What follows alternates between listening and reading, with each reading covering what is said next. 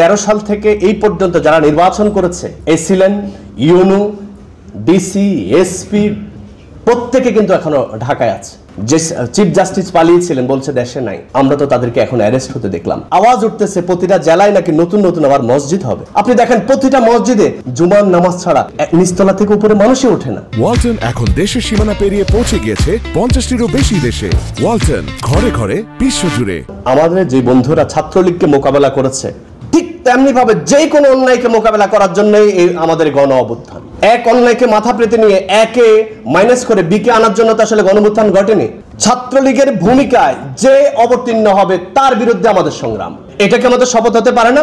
একটু কথা বলেন, ছাত্রলীগের ভূমিকায় যে আসবে তাকে নিয়ে কথা হবে। তো আপনারা যারা এই দল করেন ওই দল করেন অসুবিধা নাই, মেহেরবানি করে পড়াশোনাটা খুব জরুরি। শুধু 5 তারিখ ছাত্রলীগ হটিয়ে ওই গল্প বলে এটা তো আওয়ামী লীগ করতো, 71-এর চেতনা বিক্রি করে 54 বছর চলেছে, আমাদের তো 9 মাসও কাটে নাই ভাই। তাই আমাদেরকে ওই আপনার বাড়ির খাল কার দখলে আছে এটা খবর নেবেন। RSBS খতিয়ান দিয়ে আপনি দেখেন নদী কতটুকু ছিল আর কার দখলে এখন কতটুকু আছে।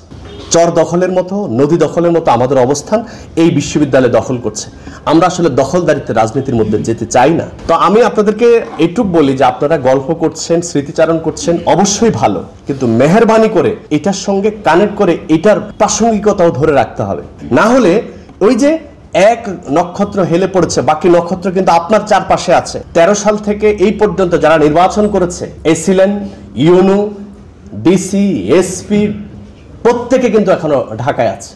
আপনারা জানেন যে আমাদের খুবই দেশপ্রেমিক পত্রিকা তারা কিন্তু 2 মাস আগে বলেছিল এই নির্বাচন কমিশনার কিন্তু পালিয়েছিলেন, যে চিফ জাস্টিস পালিয়েছিলেন বলছে দেশে নাই, আমরা তো তাদেরকে এখন অ্যারেস্ট হতে দেখলাম। সুতরাং এই যে ভুলিয়ে ভালিয়ে আমাদেরকে রাখা, আপনারা যদি জেগে না ওঠেন তা হতে পারে না। আপনাদেরকে দায়িত্বহীন কণ্ঠে বলে দিতে চাই, আপনারা কি জানেন ঢাকা বিশ্ববিদ্যালয় আইন সর্বশেষ কবে সংশোধন হয়েছে?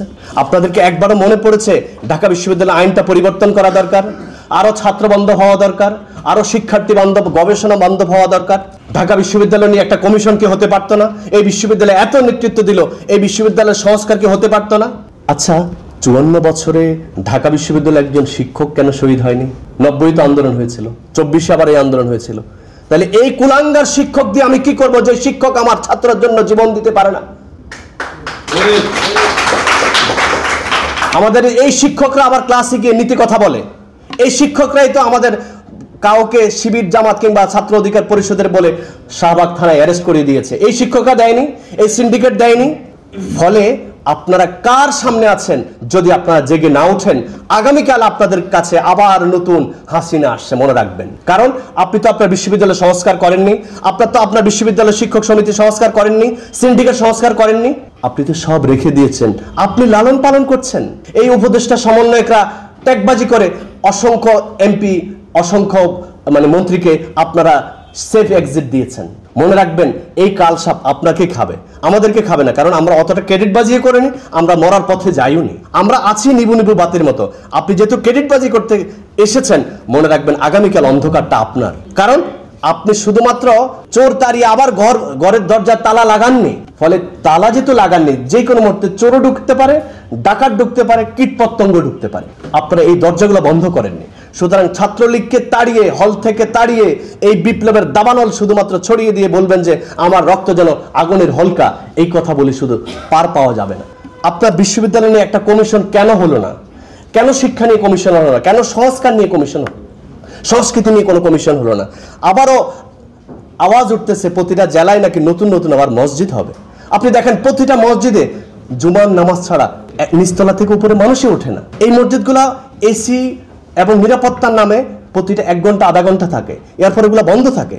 আমাদের এই হলগুলো যখন বন্ধ ছিল, মসজিদ যদি খোলা থাকতো আমার কি শিক্ষার্থীরা ওখানে ঘুমাতে পারতো না?